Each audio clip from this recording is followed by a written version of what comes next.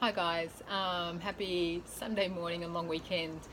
Just thought I'd post a helpful clip today on something that is very common in a lot of clients that I go and see, and that I know it can be very common in a lot of dogs in family homes, and that's resource guarding of food or food protection.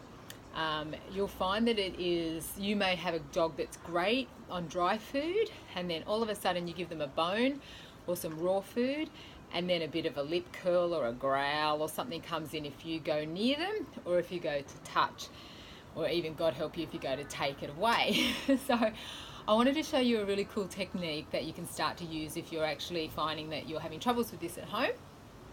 And so many people will go up to try and practice this, but what your dog needs to get used to is the fact that you're no threat, and you can take things and you're going to give it back, and that basically you own everything, but you want them to feel comfortable that it's okay to take and give back. The reason why they do get more protective over raw food is it's very primal. So you're tapping right into instincts. You give dogs raw food, that's tapping right back into what they were bred to do, the hunting, all of that. So dry food isn't as primal in their world. So raw food can intensify things a lot more. So if you can do this with raw food, you've got a great dog that isn't bothered by you at all. So this is what I do, and I always recommend, you can see Mocha's in the background, and she's got a beautiful big bone that I've just given her today so she can chew on and help her clean her teeth and so forth. So I always recommend go and get something else, maybe not this. You might want to get something that's much higher value to them, like straps or smackos probably won't do it. The raw food might still overrule it. So you might want to get some raw chicken or another bit of just raw meat that you can swap with it. So I'll just show you the technique. So I'll just take a bit out, just break a couple of bits. The rest there, keep in this hand, and I just go up to her. Hope you can see this. So she's eating it like this, and I actually just want her to release. Okay, so I'll get her attention, and then I'll just touch the bone. Good girl. And they can have it back. So I'm not taking it away at this stage. Again, I let her start to chew on the bone again.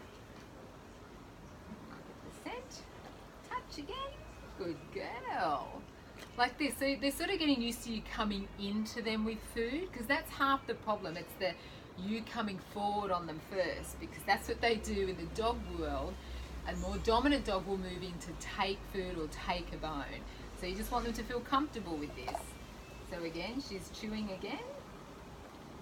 Good girl. Okay, and then from there, if I just get a little bit more. So she's clearly I can take anything, but I just want to show you. So again,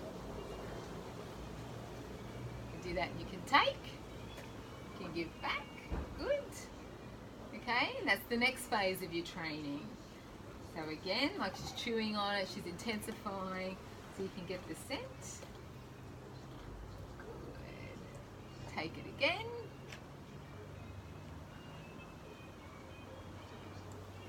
Good. I just waited until she looked at me that time, and I can give it back to her. So first of all, if it's really bad, I'd recommend don't go too close. So what you'll do is you'll come forward with some of these treats, or a high value treat, just close enough where they start to feel, a little bit of pressure on come, and you can just throw it to them. So even the presence of you coming close to them with that high value raw food isn't a threat anymore. So you can start to throw them some food, and you can eventually get closer and closer until they take it from your hands, and then they go back to their raw food, and then you can start activating what I just did then, like touching it, giving food, then eventually you can lift to take it away, give it back. But in essence, what should happen is you want them to release it, like what Mocha was doing. She was actually releasing the bone and looking at me. You never ever, even to this day, I'll never rip something out of my dog's mouth. They have to release and be happy for me to take it.